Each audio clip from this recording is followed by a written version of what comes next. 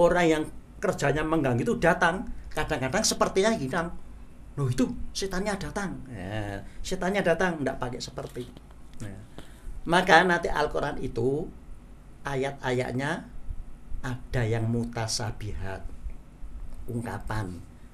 Ciri-cirinya kalau ayat itu adalah bahasa ungkapan, bukan bahasa gamblang, artinya maknanya itu tidak seperti yang terucap.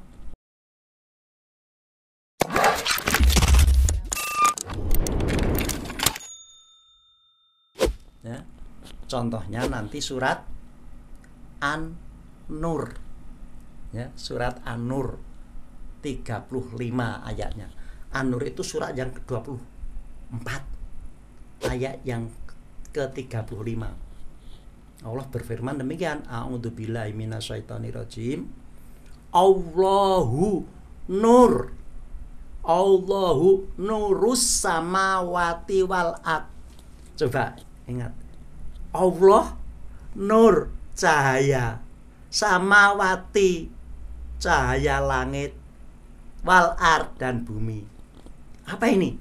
Nah, ini ungkapan atau benar? Masa Allah cahaya?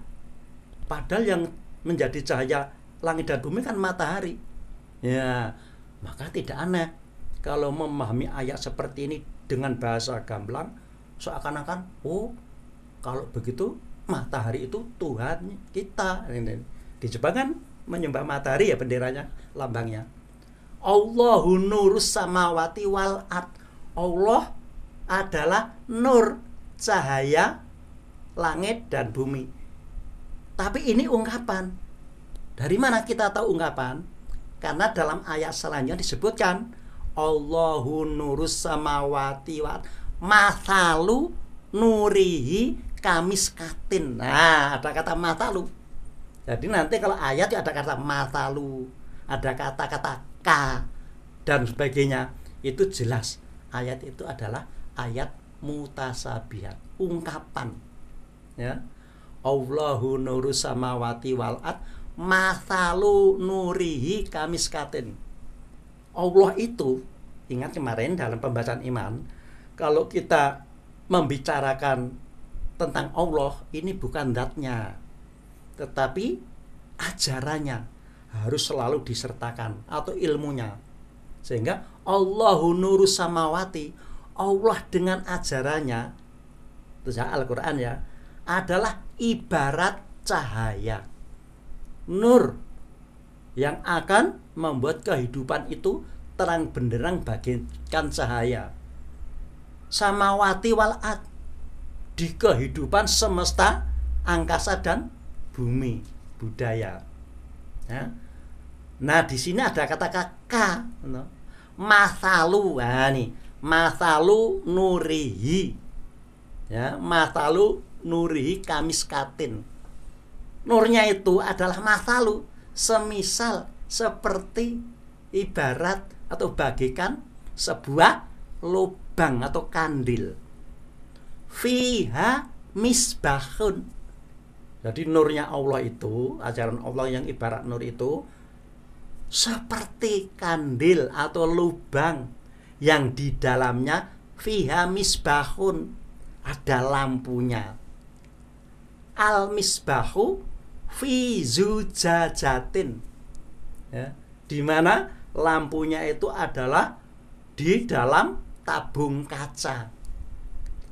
Azujajatu ka'annaha kaukabun, pakai K juga itu, ya, sehingga di sini azujajatu ka'annaha kaukabun, di mana lampunya itu di dalam kaca, yang kacanya itu kaukabun, sudah seperti bintang gemintang, seperti bintang kaukabun duriun yang gemerlapan. Coba Anda bayangkan, ajaran Allah itu seperti nur. Nur itu diibaratkan seperti lubang, di lubang itu ada lampunya. Lampunya itu ada di dalam tabung kaca. Tabung kacanya itu sendiri sudah gemerlap seperti bintang. gemerlapan. Yuqadu min sajarotin, yang dinyalakan dengan sejenis pohon mubarokatin, yang penuh barokah, zaitunatin, yaitu pohon zaitun. Nah, itu yakadu yaituha yudhi'u, yang seolah-olah pohonnya itu adalah sudah yudhi'u, sudah menyala. Walaulam tamsashu narun, walaupun tidak disentuh api. Coba bayangkan, ajaran Allah itu adalah ibaratnya seperti cahaya. Cahayanya itu seperti lampu di dalam tabung kaca. Kacanya kaca sudah prisma bergemerlapan, yang dinyalakan oleh semacam peran pohon zaitun, di mana pohonnya itu sudah menyala. Udah. Sehingga di sana katakan nurun ngala nurin. Ajaran Allah nurun ngala nurin, cahaya di atas cahaya. Nah, ini membicarakan masalah ajaran Allah itu begitu terangnya, sehingga seakan-akan cahaya di atas cahaya, tidak ada yang membandingi, ya, ajaran Allah. Sehingga kalau kita itu mau hidup yang terang benderang, yang bahagia, maka adalah tidak ada lain adalah harus dengan ajaran Allah. Allahu nurus samawati, ya. Maka di sana katakan yahdillahu linurihi mayasab. Allah itu akan memberikan, selalu akan memberikan petunjuk pedoman hidup bagi yang menghendaki, yang dia kehendaki, ya. Jadi Allah dengan nurnya itu akan memberikan pedoman hidup mayasha. Nah, maka di sana dikatakan, ya, nanti disebutkan mahyadi mayasha wayad ribu amtalalinasi. Nah, nih, itulah Allah membuat perumpamaan bagi manusia. Nah, wallahu bikuli syai'in alim. Allah dengan ajarannya Al-Quran itu adalah terhadap segala sesuatu yang mengilmui. Nah, ini ayatnya panjang sekali, ya. Tapi ini contoh saja bahwa itu adalah ayat mutasabihat. Itu bahasa ungkapan. Bahasa ungkapan, ya, yang ciri-cirinya adalah ada kata-kata mathalu, misal ka, ya, seperti. Maka Al-Quran itu bahasa ungkapannya ada dua. Yang pertama ungkapan biasa, itu tadi ungkapan biasa. Yang kedua ungkapan tersembunyi. Nah, ini yang sulit itu ungkapan tersembunyi. Nah, ungkapan tersembunyi itu apa? Tadi sudah saya contohkan tadi, ya.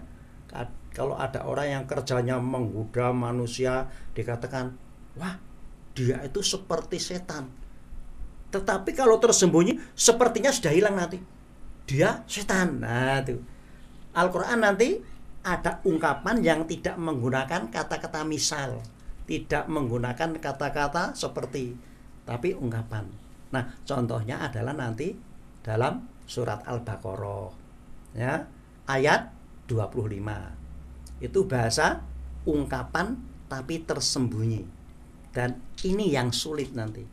Kalau membaca Al-Quran, ini ungkapan tersembunyi atau ungkapan biasa. Kalau biasa mudah, seperti tadi, adakah, ada masalah. Tapi kalau nggak ada itu, nah, kenapa tersembunyi?